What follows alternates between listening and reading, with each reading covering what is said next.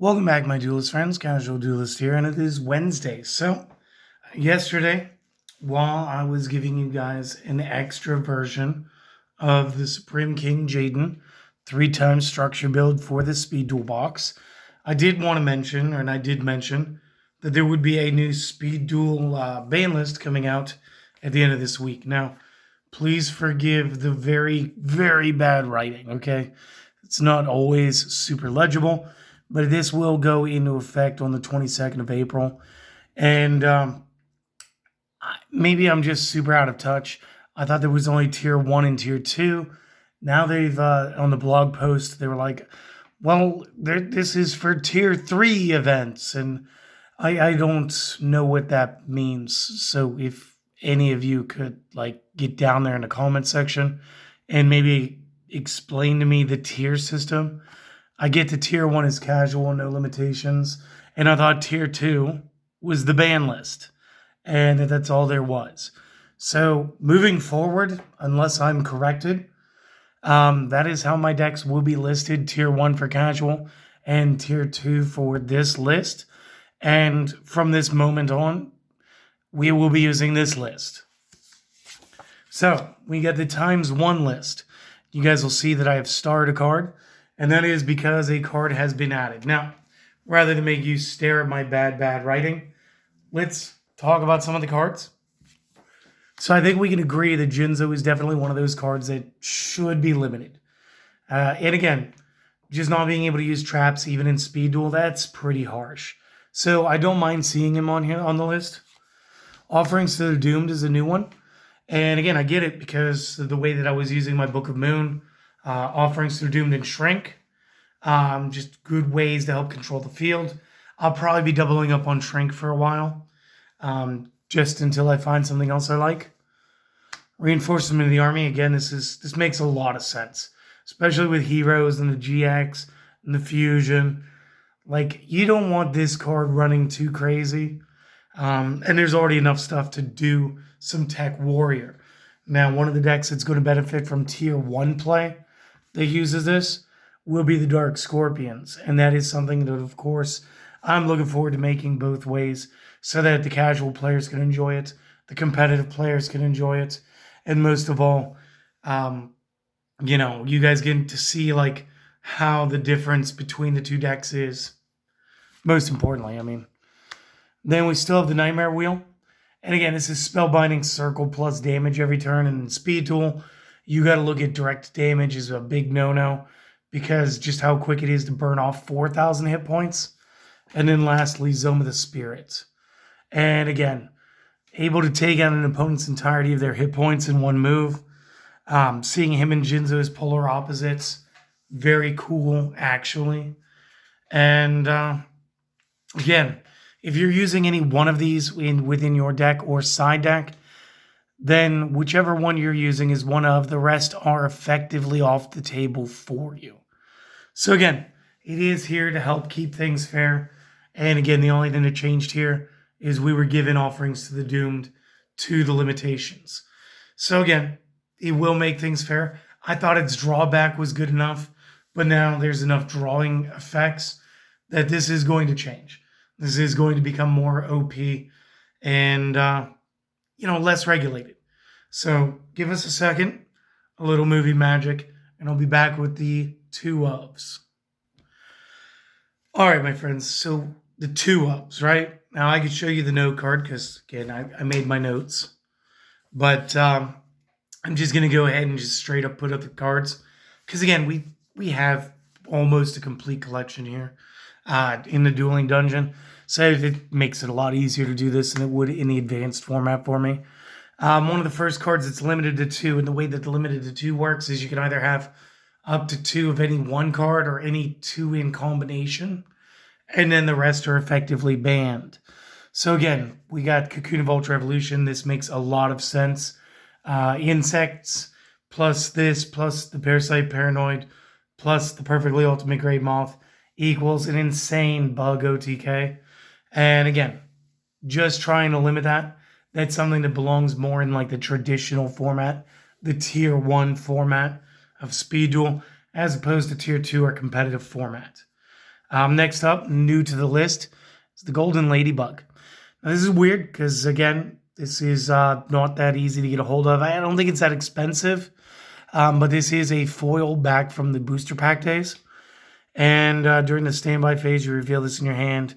It remains revealed until the end of the turn. You gain 500 life. I'm not 100% sure why this one got limited to 2. And I'm not mad because I'm sure there's some goofy life gain thing that just drags it out a little too long.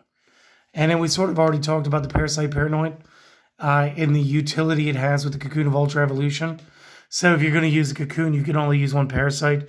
Or if you were going to use the Parasites and do some other bug control, you would be allowed to use 2 Parasites. It's a little different, but it's good.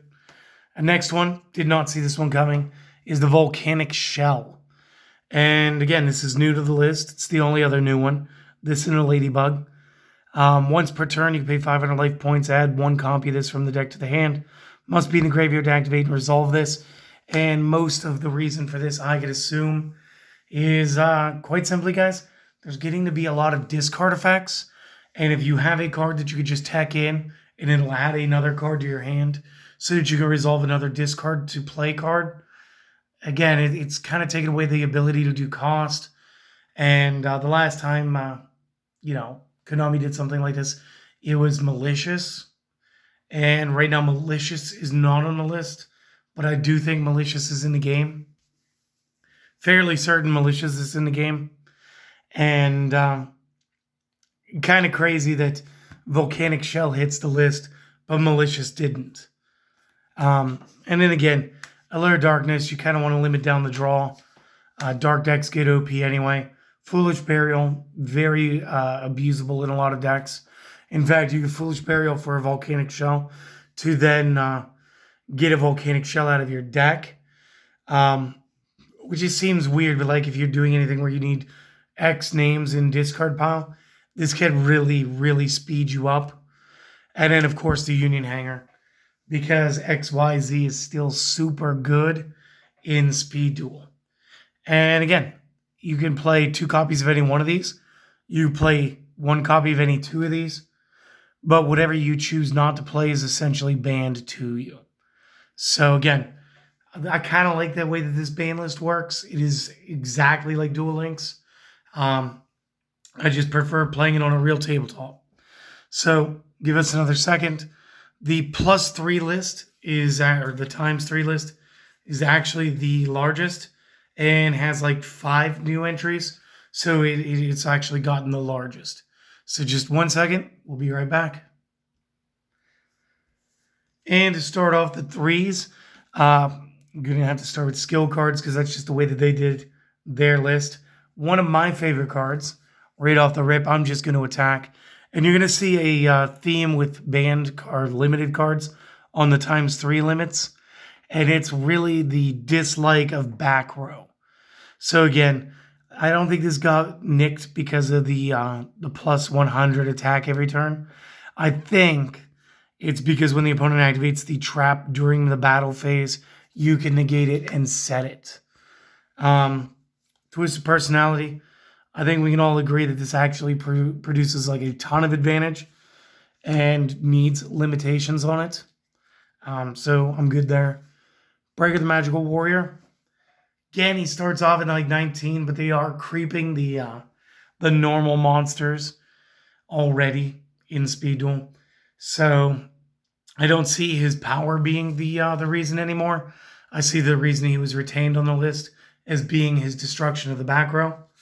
Cyber Angel Benton got limited on the advanced format, the master game. And again, it just comes down to this. If this is tributed, you can add a light fairy from your deck to your hand. And again, that wording right there just starts feeding into more and more advantage and allows Benton to become sort of broken. So again, it makes sense. Same thing for Cyber Dragon. And again, you kind of don't want to be playing up against Cyber and Dragon when you could be forcing them to be playing Proto Cyber Dragons and or Versago and or Goddess of the Third Eye. Just makes more sense. Plus, since we do have some pseudo monarch style builds already out there, monsters that could just jump to the field that are already over 2K, probably a good idea to keep those limited. Last monster, the DD Warrior Lady, obvious reasons. She's too good. So out of these so far, the ones that were added were the 2 skills and the Benton. Another returning card will be the the Book of Moon. I'm realizing that in my list, I actually wrote some cards out of order. Because whatever reason, I don't know. But Book of Moon, again, just a great controlling aspect card. And again, if you're going to be playing competitively, this is one of those things that really should be either eliminated or taken off the table entirely. And then going against the back rows, the Cosmic Cyclone, followed up by the Machine Angel Ritual. And again, limiting this and Benton at the same time limits how crazy things are going to get. Plus, it does have a graveyard protection effect, which is also just as good. We are missing 1 card from the list, so I will just walk. I'll pause. I'll go grab it. All right, so I'm back. Crystal Raigeki, back on the list again. Send a Crystal Beast from your spell trap zone to the graveyard. Target a card your opponent controls and destroy it again. It's pretty much just a choosable spot destruction. And as you can tell, since it could be used against the back row, probably shouldn't be in the game. Another one that is returning is the Floodgate Trap Hole. And again, for the same reason as Book of Moon, but when there's a swarm of monsters, there's multiple summons at a time, this can help with some crowd control. And speaking of crowd control, and this was noted during our little tournament, just how crazy this card is. And I think this has been going crazy since YCS Niagara, is the card I had to go grab. I had to go grab a copy of the Wall of Disruption. And again, the same reason it found its way into all of my builds is the reason why this trap is now going to find its way to this list. Simply put, too much advantage. It absolutely destroys the game state and is a good partial reason as to why my Cloudians did so well. But moving forward, obviously, like that deck would have been still legal based on the limitations list. But moving forward and using additional cards, you probably won't see Wall of Disruption as much. So that is it. That is the entire list. And again, do you guys think there's anything that needed to be added to this list that wasn't here? Do you guys think that there's anything on here that could have came off? And do you think there's anything on here that does not belong? Let me know down in the comments. And of course, I hope that you guys all enjoyed it. I hope that you guys will continue to do the one and only thing that really matters, guys. You can like, you can comment, you can subscribe. That's all good and fine. But I want you guys to keep coming back. I want you guys to keep enjoying the channel. And I want you guys to every day do something for yourself.